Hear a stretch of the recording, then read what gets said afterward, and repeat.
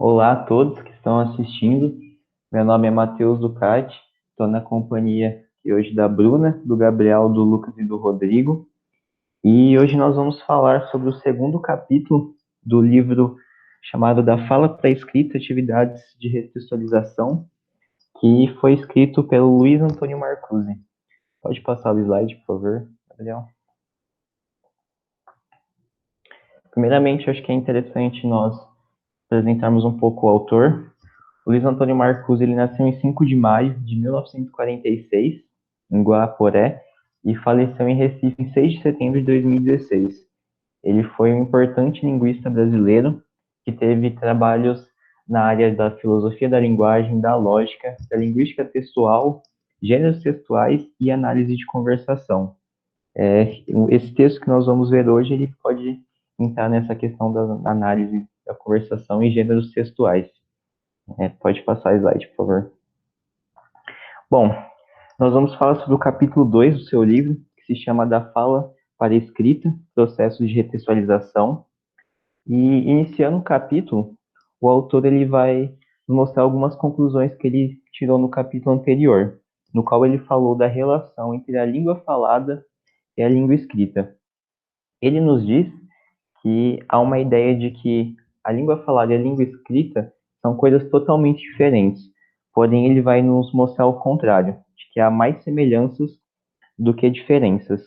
E essas semelhanças são graduais entre si, ou seja, elas não são dicotômicas, não são coisas opostas. Mas apesar de ter essas diferenças graduais, tanto a língua falada quanto a escrita possuem algumas normas e regras próprias. Por exemplo, em relação à língua falada, nós temos a gestualidade, que pode dar entonações diferentes para o discurso. Temos pausas, repetições, descontinuidades. Já na língua escrita, por exemplo, ela se basa de sinais, de formas, de cores, que também vão interferir depois em como a mensagem vai ser passada. Apesar dessas diferenças, elas não são dicotômicas, elas possuem a capacidade de transmitir informações e, após apresentar tudo isso, ele nos apresenta para dar uma introdução sobre a retextualização. No texto, nesse capítulo em si, ele vai se preocupar com as operações comuns são realizadas na passagem do texto falado e no texto escrito, que ele denomina retextualização. Mas para explicar melhor esse conceito, eu acho interessante nós darmos exemplos deles. Por exemplo, tomamos em consideração o professor e um aluno em sala de aula. O professor ele vai transmitindo todo o seu conhecimento e o aluno ele vai fazendo anotações em seu caderno. Anotações essas que não são exatamente com as palavras que o professor comunicou, mas sim a partir da sua própria compreensão.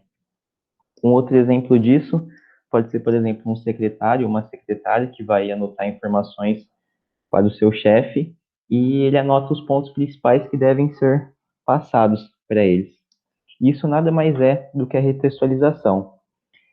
O autor aponta que é importante a gente ter a noção de que para acontecer a retextualização, a gente precisa ter a compreensão de um conteúdo, seja ele um conteúdo falado ou um conteúdo escrito. Desta forma, a retextualização ela pode acontecer de diversos meios.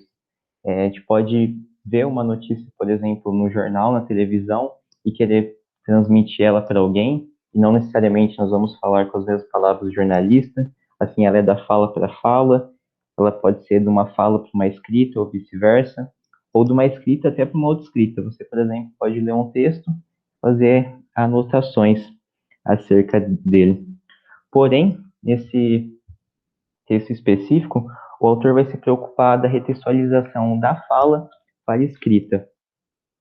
E ele vai quebrar a ideia de que há uma superioridade da escrita perante a fala. Ele vai nos dizer que ambas são informações ordenadas e que a escrita, por exemplo, não se sobreporia em relação a isso. E neste capítulo, ele vai fazer um modelo geral dessas operações e tentar fazer uma sistematização delas. Agora eu passo a fala para o Gabriel.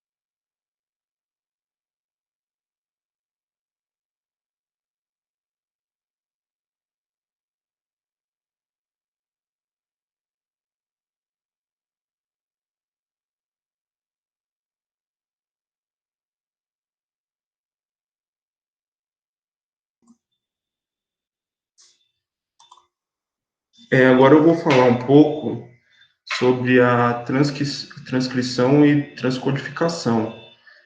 Nesse capítulo, o autor vai apresentar para a gente alguns conceitos muito importantes para que nós possamos fazer a distinção de transcrição e de retextualização. Por quê?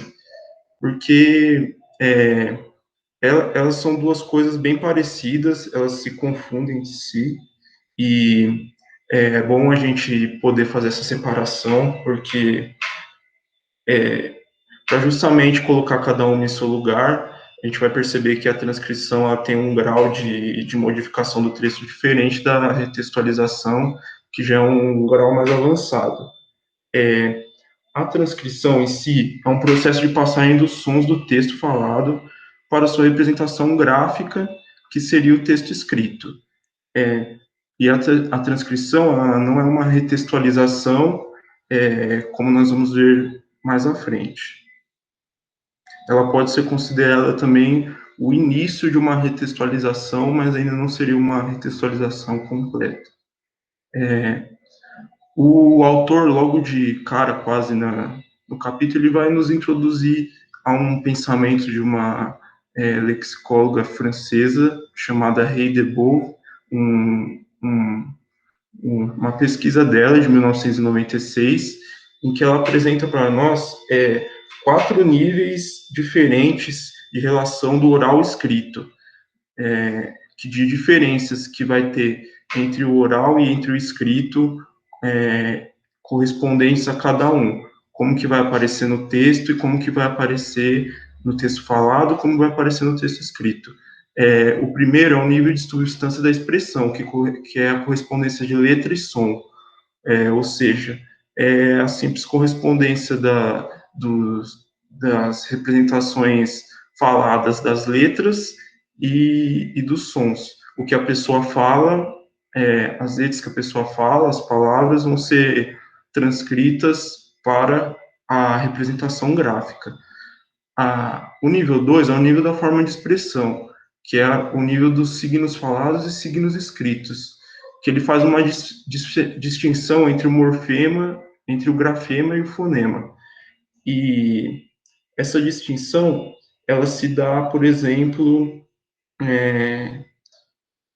quando você fala uma coisa e ela soa de um jeito, mas ela se escreve de outro. Por exemplo, uma pessoa pode estar falando, produzindo algo, algo falado, e, e essa coisa que ela falou, ela se escreve de uma outra forma. Por exemplo, um exemplo que o autor coloca por exemplo, a pessoa fala os meninos, ou a pessoa fala menino, mas na hora de escrever, de passar para o texto escrito, a pessoa que está fazendo essa transcrição, essa retextualização, vai colocar menino com U, sendo que a pessoa pronunciou menino com U.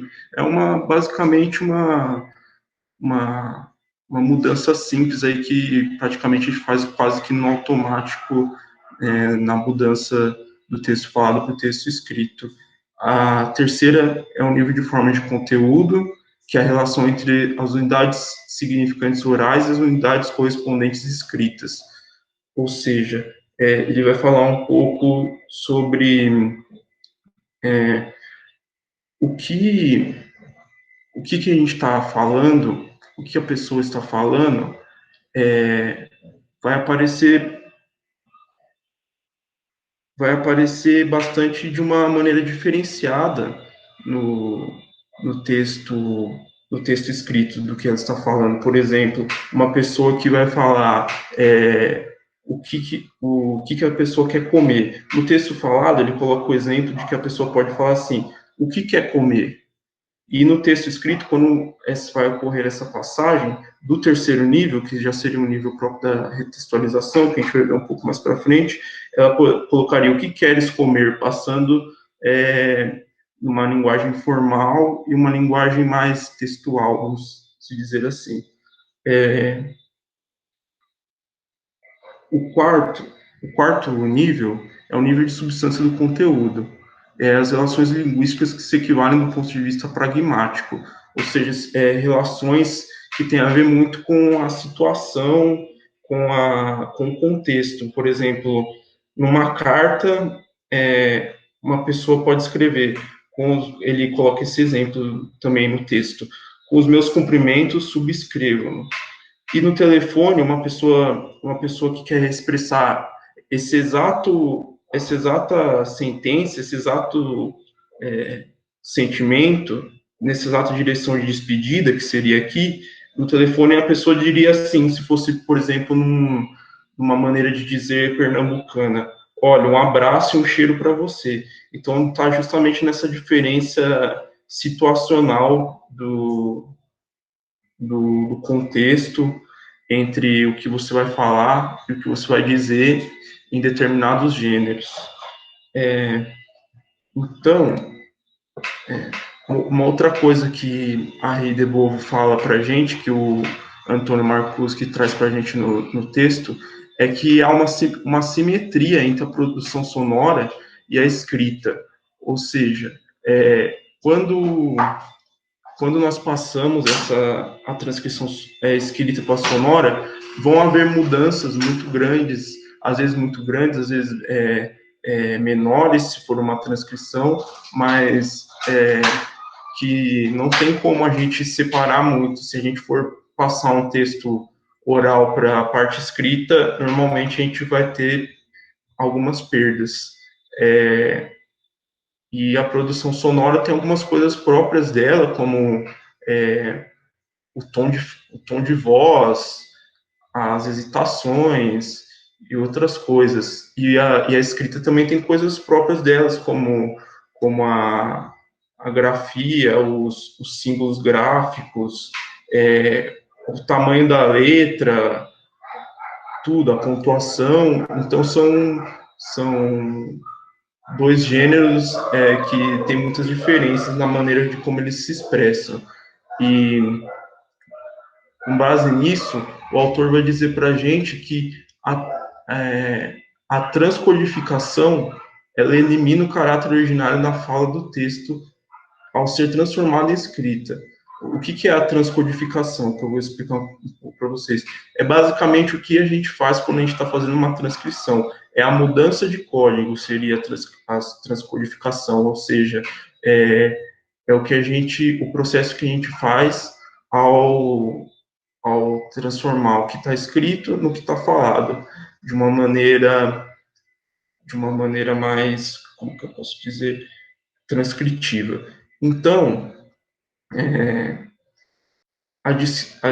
agora é importante a gente falar bastante sobre a distinção entre transcodificação e retextualização. Por quê? Porque a transcodificação ela ainda não é uma retextualização, ela pode até ser um primeiro passo para a retextualização, mas ela não é. Tomando como exemplo os níveis de relação oral-escrito da Rei de Bove, nós podemos identificar que os dois primeiros níveis, que são os níveis mais básicos, eles estão presentes mais na transcrição. Ou seja, a transcrição ela não faz uma mudança tão profunda assim. Os níveis, o terceiro e o quarto nível, do quarto nível, eles provocam mudanças maiores, mais profundas no texto. Então, a retextualização, ela é uma mudança que vai ocorrer nos 4 níveis. Tanto ela vai ocorrer no primeiro e no segundo nível, como a transcrição, quanto ela vai ocorrer no terceiro e no quarto. Fazendo essas, vamos dizer assim, o primeiro e o segundo nível, a gente pode separar como se fossem correções mais corriqueiras, assim, mais simplificadas. No terceiro e no quarto, você já passa a mudar a composição de sentenças quando você faz o que quer comer para o que queres comer. Você muda a maneira com que aquela pessoa falou. Vai parecer que ela transmitiu de outra forma isso. Assim como na parte do quarto nível, onde o contexto e a situação são levados em conta, né? Então, por exemplo, se a pessoa escreveu com o objetivo de uma carta, para transcrever para uma carta, ela vai escrever como se fosse, como se ela estivesse numa carta. E a transcrição oral, ela vai passar para isso. Os jeitos da pessoa vão meio que desaparecer, porque isso vai meio que eliminando todos os caráteres diferenciais, assim, de regionalidade, de informalidade, dependendo da situação, e vai transformar isso numa coisa mais coesa para ser apresentada no texto. E o autor ele vai terminar esse capítulo concluindo concluindo que a transcrição ela vai implicar numa mudança assim muito considerável no texto, essa passagem do, do falado para o escrito vai sim trazer, como que a gente fala, a transcodificação, e essa mudança vai eliminar muitas das características originárias do falante, porque na fala a gente tem problemas para passar para a escrita muitas coisas, porque simplesmente não tem correspondente na escrita, por exemplo, a entonação, o tom de voz, as hesitações e tal, todas as coisas são particulares da fala, que até poderiam nos dar pistas de quem é a pessoa que está falando. E ele também vai dar uma alertada para a gente sobre o perigo da transcodificação, da transcrição, por conta disso mesmo. Então, ele fala que é um processo que vai retirar muito da originalidade do falante, de quem está falando, quando isso vai passar por texto. Então, também é bastante importante que a gente tome cuidado. E falar um pouco também sobre a diferença entre paráfrase e transcodificação, é que na paráfrase você pega um texto que está em certo formato e você vai sintetizar as ideias desse texto em outro formato, de outra forma. Na transcodificação, na transcrição, você só vai traduzir, você só vai traduzir do falado para o escrito, você só vai pegar o que está sendo falado, é claro que com regras, com alguns critérios que vão modificar o texto e você vai passar para o escrito. Então, agora eu vou passar para o Rodrigo, ele vai falar para a gente um pouco sobre algumas variáveis intervenientes na retextualização.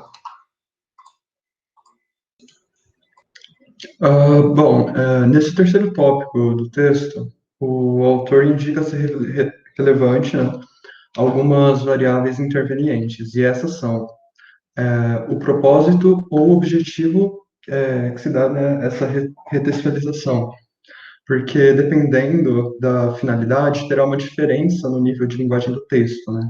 Por exemplo, é comum que uma fala mais descontraída, informal, receba uma transformação mais descontraída, enquanto uma mais formal recebe uma transformação mais formal. E também a retextualização irá tratar o texto de formas diferentes. Por exemplo, um texto oral transcrito para uma publicação é diferente de uma transcrição feita apenas para uma nota pessoal, né? Como ocorre dentro de uma sala de aula quando você faz nota de uma aula. E, bom, a relação entre o produtor do texto original e o transformador são sobre quando a retextualização é feita pela própria pessoa que produziu o texto original, né, que as mudanças acabam sendo mais drásticas, né, frequentemente, e frequentemente o autor ele despreza a transcrição ou a gravação da fala e redige um novo texto, né? Porém, mesmo após esses processos, o autor não consegue eliminar todas as marcas da oralidade do seu texto primário, né, entre aspas. E quando a retextualização é feita por outra pessoa, ela acaba sendo um pouco mais respeitosa para com o texto original, fazendo menores mudanças no conteúdo, embora podendo fazer intervenções na forma, né? E a relação tipológica entre o gênero textual original e o gênero da retextualização, ou seja, a transformação de uma narrativa oral passada para uma narrativa escrita, produz modificações menos drásticas do que de um gênero para o outro, né? Como, por exemplo, uma entrevista de um cientista concedido a um jornal, e quando essa mesma entrevista é passada. Não, desculpa. Quando uma entrevista de um cientista concedida a um jornal, e quando ela é passada para um jornal em forma de artigo científico, né? Vai ter uma certa mudança, né? Porque o público muda, enfim. Os processos de formulação típicos de cada modalidade, que é a questão das estratégias de produção textual vinculadas a cada modalidade, né? Quando se é feita por escrito, tem-se a possibilidade de uma revisão invisível para o receptor final, enquanto no caso da fala não há uma alternativa, senão da neutralização através da metalinguagem, né? Então, assim, os efeitos de maior perfeição da escrita, né, quando falo perfeição, eu ponho entre aspas, e os da imperfeição, entre aspas, da fala, não passam de características, né, dos processos estratégicos, né? E, sabe, por fim, assim, para concluir, as quatro variantes intervenientes sustenta que a operação de retextualização que uma ou outra forma linguística acaba sendo eliminada, enquanto outras são introduzidas, substituídas ou reordenadas, né? Dependendo de como vai ser feito esse processo e para qual fim esse processo vai ser feito. Agora eu passo a voz para a Bruna e o Lucas, que vão dar continuidade ao texto.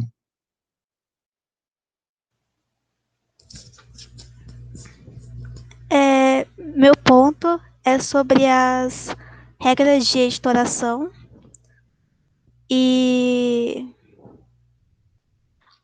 os autores Taylor e Cameron usam as regras para idealizar os dados orais, deixando eles mais formais possíveis.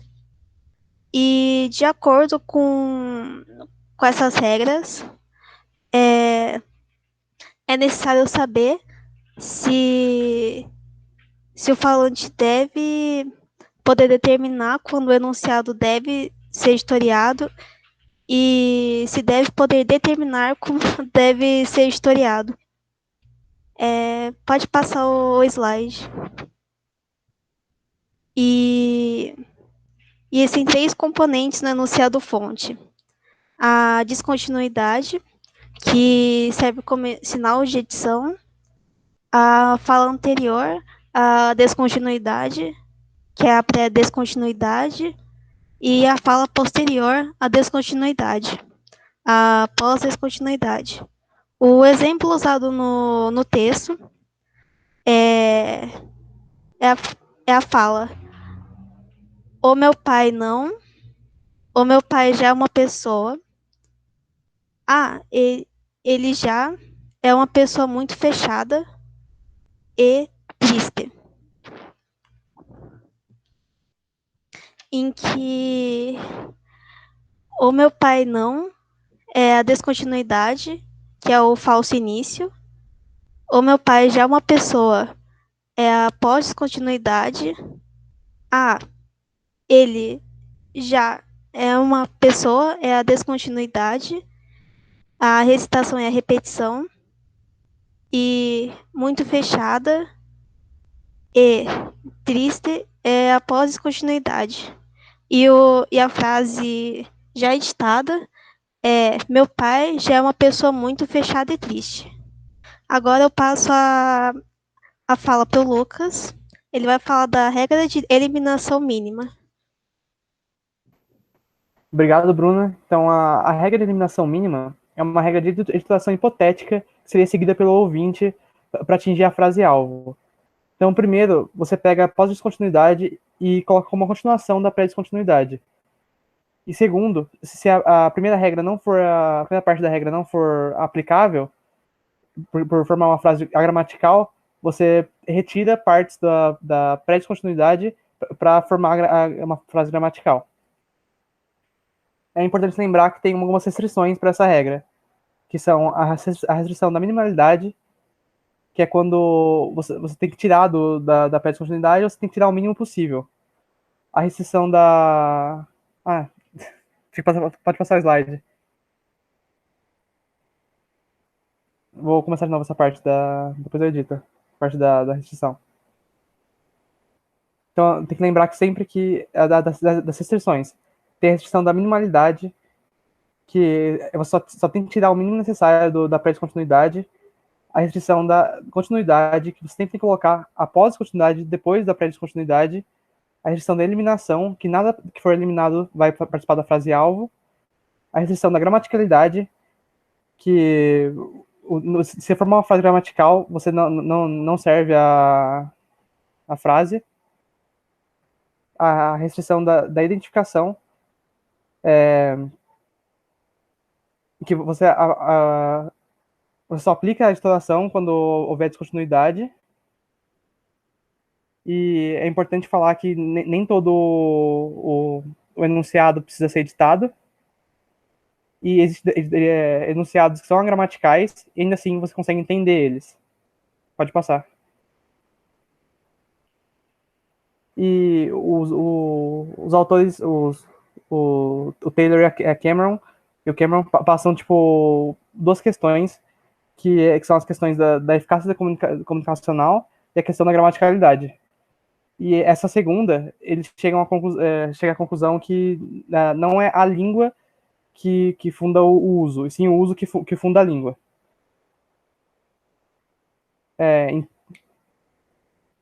Não, pode passar.